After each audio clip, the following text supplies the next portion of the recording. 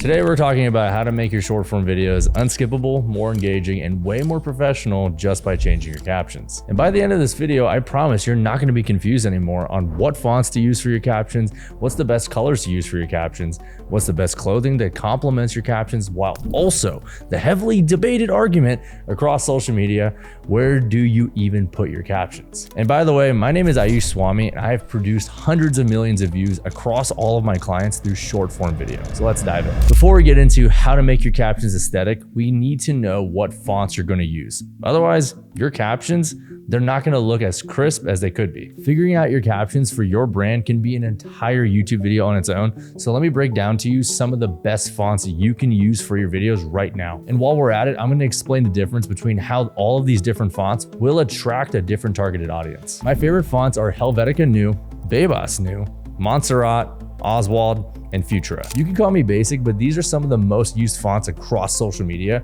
because of how elegant and premium they look, especially when you use them appropriately for your specific video. They're also free, so it's pretty much a no-brainer on why everyone would use them, especially if they're making everyone's videos look so clean. Now, for me personally, this is my current brand and style of filming, and I have this super cinematic storytelling style using Helvetica New, while before I was using Tactic Sans. And when you compare the two videos side by side on the screen right now, it's very obvious the one on the right is using Tactic Sans. It feels way more loud and flashy, which is going to attract a very specific type of person, more likely that's younger.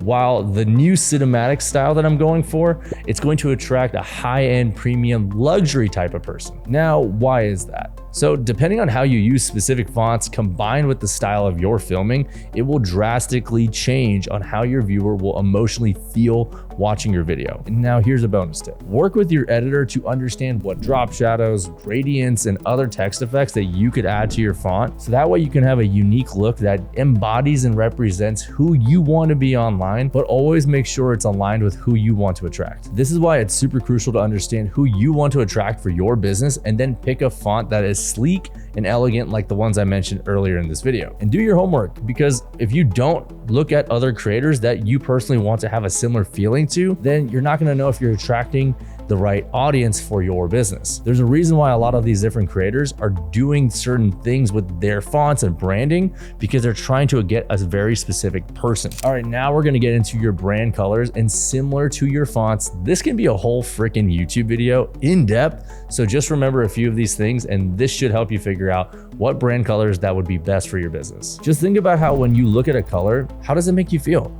For example, blue is commonly known to feel sadness, while red, that's been shown to be anger. And then yellow has always been proven for some happiness. Now keep in mind that black and white are in all brand palettes, so don't feel like you have to make a black and white palette color in your business because it's always a default. Depending on the type of business that you want to run and the type of emotion and feeling you want your products and services to have to your customers, it's really going to determine what colors you should be using for your business. Therefore, that's the same color that you should be using throughout your entire videos. This means that when you're having your video edited, highlight the bold words in your brand color while the rest of your video can be in white. It's also crucial that when you're filming your video, you're taking all of those colors into consideration within the scene that you're going to film your content in, because the environment of your video plus the brand colors, if they aren't matching or they're all matching, really can make or break how your video is going to come out. We want to make sure your colors are not clashing. Here's an example of what you should never do. As you can see here, the video is filmed in a very poor quality where the lighting is super washed out and the captions added are just super white. It's super low quality and it's making everything very hard to read. This is a prime example of what most creators do, and then they wonder why their content never goes anywhere. And now here is a good example. As you can see, the colors don't clash at all and it's super legible. And so the more that you focus on this, the easier it'll be for any stranger that is stumbling upon your content to not scroll away immediately. All right, now let's get into one of the biggest mess ups that creators make, which is clothing. Oftentimes creators think that wearing white or their favorite graphic tee is completely okay, and maybe for a long YouTube video like this or a course, but If you're creating short form content where it is necessary to have captions on the entire time, since 60% of users do watch with the sound off, your captions are sometimes gonna end up around your chest area. In my personal opinion, captions should either be white, yellow, or your brand color only when you're trying to bold a word for emphasis. And this means that the majority of the time you have your captions on, if you're placing your captions in that chest area, it's gonna clash and it's gonna be very difficult to read when you have a white shirt on. And the same thing applies to when you are wearing a graphic tee. If you go and wear a graphic tee and then have all of your captions in your chest area, it's gonna be super difficult to once again read what is being said because there's a lot of distraction happening. The graphic and the captions are going to be fighting against the attention. You can wear any other piece of clothing that is not either a graphic tee or a white shirt as long as your outfit makes sense for not only what you're selling, but also what you're trying to attract. Now, let me be clear, I love wearing white because it works really well with my skin tone, but due to this caption placement sometimes having to be in your chest area, you would be better off keeping your white wardrobe for anything else, like for a course or whatever, but don't use a white outfit within your content because of the captions being an issue. Now, if you need some brand photos or whatever, go for it. We're just talking about short form content. Now, the type of clothing that I personally wear for my content is always something that makes me look very premium and luxury. That means like a button down or a really nice shirt from Zara that really shows I do take a full consideration in my appearance because I want to attract wealthy business owners that can afford my done for you service. I want to attract entrepreneurs that are making at least 20 grand per month. And if I were to wear gym clothes in all of my videos,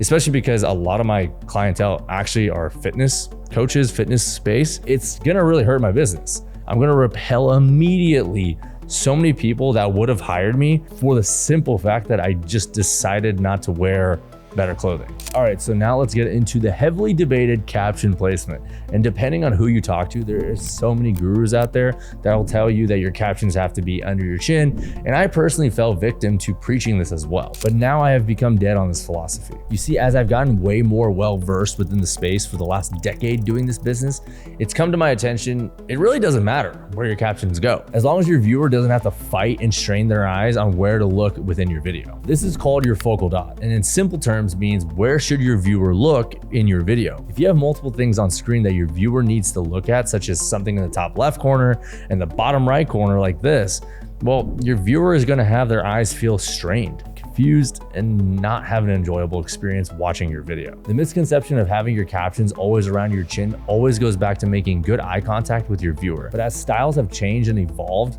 creativity has really transformed into what it is today, and it can be anything as long as you're not trying to have two different elements or more on screen trying to fight for attention. I have my new style of video playing right now, and the majority of my content honestly has been with the captions above me, and you can easily tell that there's only one single focal point that I want my viewer to see because that's all that I want them to look at and take full attention to. I don't care where else they want to look at on the screen, I just want them to look at the one thing inside that video. If you're doing a talking sit down video like this, then absolutely just keep your captions around your chest area because it's the easiest thing to do, but don't put it down here because it doesn't make any sense. And similarly, when you're creating content that's more cinematic or even creative, it doesn't even have to be cinematic. If you take some extra steps and learn how to film your proper angles and framing, you can make cool videos where your captions can go above your head or even to the side or behind you and be a part of your video, not as a distraction, but more as a creative element that actually enhances your quality. All right, so now the final misconception that I also need to debunk is how many words on screen that you should have. And honestly, there's no magical rule to this. Keep it to about 3 to 5 words max, but that's also dependent on how